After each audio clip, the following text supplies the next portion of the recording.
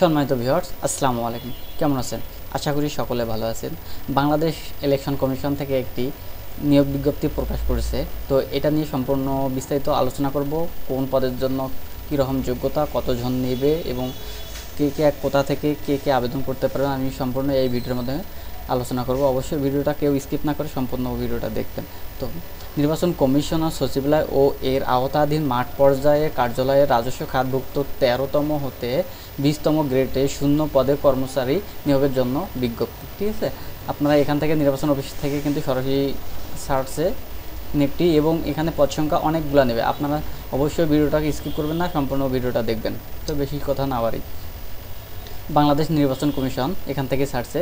আর এইদিকে আমি তেমন পড়তেছি না, কারণ সময় হয়তো নষ্ট না করি, ঠিক আছে, সরাসরি মূল ভিডিও চলে যাই। এখানে আপনাকে কিন্তু আবেদন করতে হলে অনলাইনের মাধ্যমে আবেদন করতে হবে, এখানে দেওয়া আছে। আর সাধারণত বাংলাদেশের যে কোথা থেকে যে কেউ আবেদন করতে পারবে, ছেলে মেয়ে উভয়, ঠিক আছে, এখানে সেটাই দেওয়া আছে। বাংলাদেশের থেকে কোনো জেলা উল্লেখ নাই বা কোনো থানা উল্লেখ নাই যে আপনারা আবেদন করতে পারবেন না। যদি যোগ্যতা থাকে তাহলে অবশ্যই পারবেন।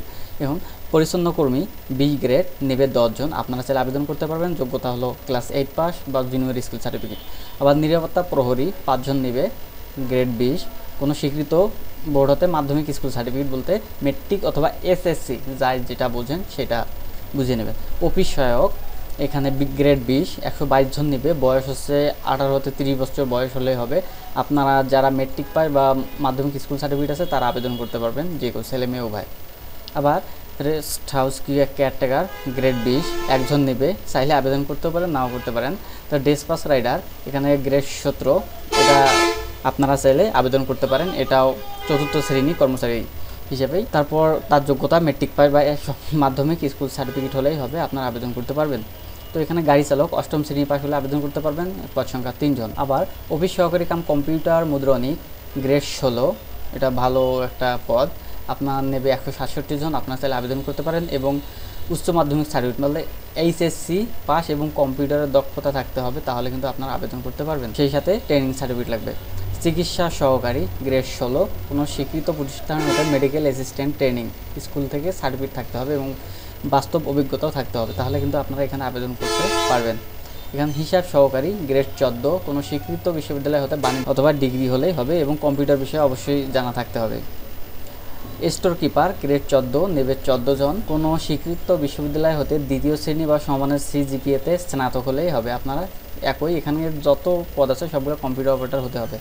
আবার দেওয়া আছে উচ্চমান সহকারী গ্রেড 14, আবার একই, স্নাতক বা ডিগ্রি হলেই হবে, আপনারা আবেদন করতে পারেন। ফিজিক্যাল ইন্সপেক্টর পুরুষ ও মহিলা, আপনারা চাইলে আবেদন করতে পারবেন, এখানে পদ সংখ্যা 2 জন, ঠিক আছে।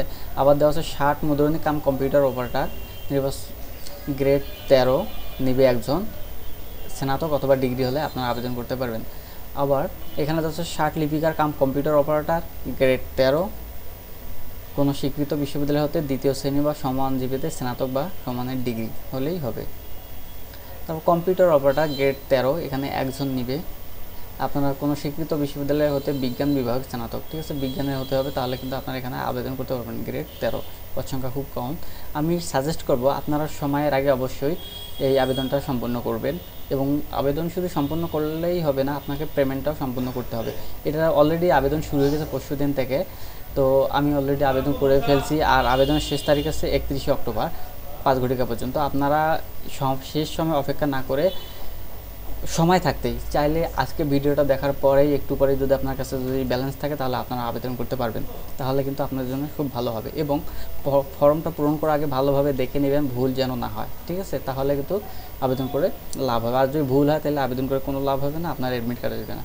দ্বিতীয়ত 1 থেকে 10 ক্রমিকের জন্য আপনার 200 টাকা জমা দিতে হবে এবং সার্ভিস চার্জ 23 টাকা এবং টোটাল এসএমএস ফি সহ 30 টাকা, 230 টাকা যাবে। এবং 11 হতে 15 নম্বর পদের জন্য আপনার যাবে 100 টাকা এবং সার্ভিস চার্জ 12 টাকা, এসএমএস ফি সহ 20 টাকা যায় এরকম। এবং 72 ঘন্টার মধ্যে আপনাকে কিন্তু অনলাইনের মাধ্যমে বা টেলিট্যাক্স সিমের মাধ্যমে আপনারা আবেদন করতে পারবেন। আপনারা চাইলে যদি সেরকম হয় আমাকে নক দিলেও আমি আবেদন করে দিতে পারবো, কিন্তু আবেদন আপনাকে ফি একটা দিতে হবে, আমরা যেটা নেই সকলের জন্য। তাহলে আপনারা যদি ফিটা দেন তাহলে আমিও আবেদন করে দিতে পারবো এই সময়ের মধ্যে। তো এই ছিল আজকের ভিডিও। যদি ভিডিওটি ভালো লাগে তাহলে অবশ্যই চ্যানেলটি সাবস্ক্রাইব করে পাশে থাকা বেল বাটনটি ওপেন করে দেবেন। এবং যদি আপনারা নিজেরা আবেদন করতে চান কিভাবে আবেদন করবেন সেই ভিডিওটা আমি একটু পরেই ছাড়বো, আপনারা চাইলে ওই ভিডিওটা দেখে নিতে পারেন। তো এতক্ষণ ভালো থাকবেন, আল্লাহ হাফেজ।